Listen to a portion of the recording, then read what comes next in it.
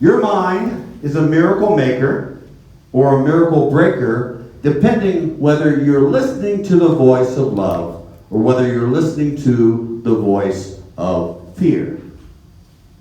So let's go put our toe and dip it into the ocean of fear for just a moment as we discuss this. You with me? Say yes? Yes. You having a good time so far? Yes. Okay. You know, I do a lot of counselings in Miami, West Palm Beach, online as well.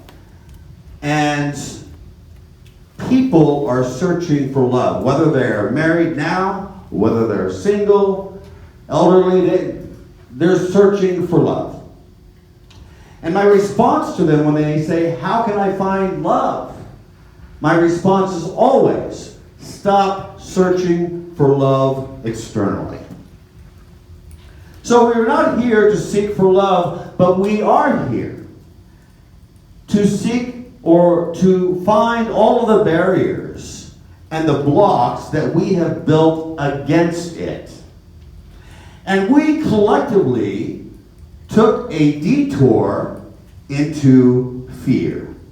And because we took a detour into fear, all of the disappointment and the suffering that we are experiencing right now is a result of that. It's equivalent to us collectively dropping a pebble of fear into the pool of awareness, and now we're experiencing the ripples of it. But we can choose again. Fear is nothing more than an acronym of false evidence appearing real. Let's say this again. False evidence appearing real. My dear friends, fear is not the opposite of love. It is the denial of love. Every time that we entertain or fixate on fear, we are removing ourselves from the eternal timeless now. We are removing ourselves from the substance, the window, and the portal of love that is flowing through the present moment.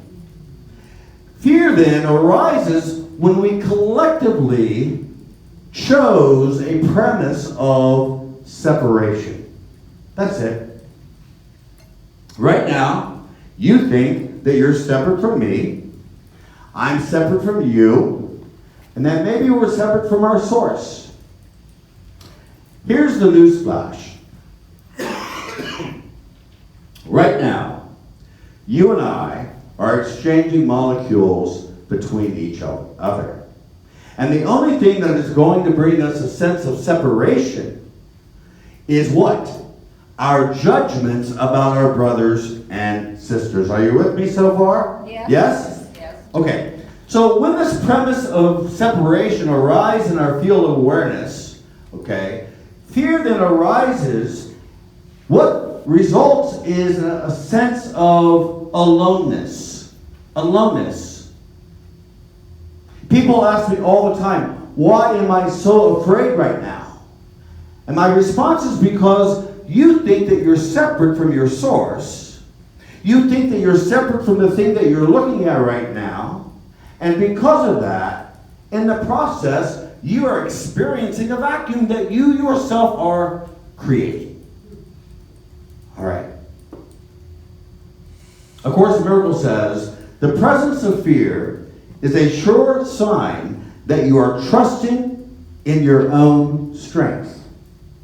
The awareness that there is nothing to fear shows that somewhere in your mind, not necessarily in a place which you recognize as yet, you have remembered God and let His strength take the place of yours.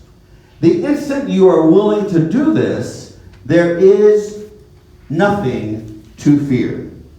All right.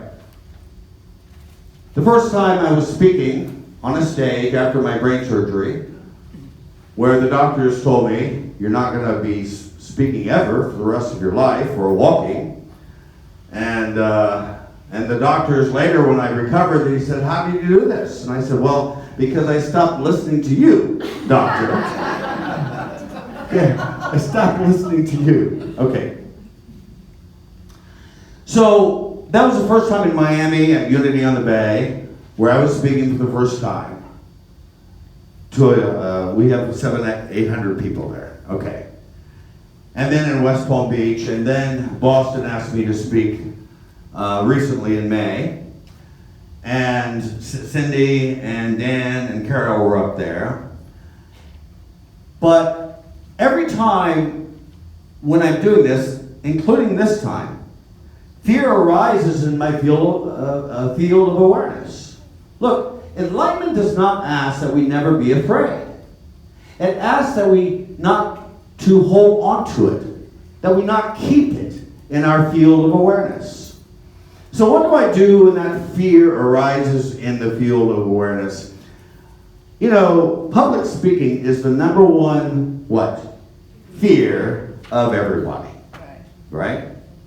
So how do I remove myself from this fallacy that I am entertaining? First of all, I remind myself of that statement from A Course in Miracles, right? Who walks with me? Say that with me. Who walks with me? Who walks with me? Who walks with me? As I walk in the complex in West Palm Beach every morning with my dog, I'm going, okay, as I'm walking, who walks with me? Who walks with me? That I'm not alone from my source. I'm not alone for my companion, my friendship, Jesus. Okay? And I have to recognize and remember always that statement from A Course in Miracles, right? God is the strength in which I trust. God is the strength in which I trust. Say that with me. God is the strength in which I trust.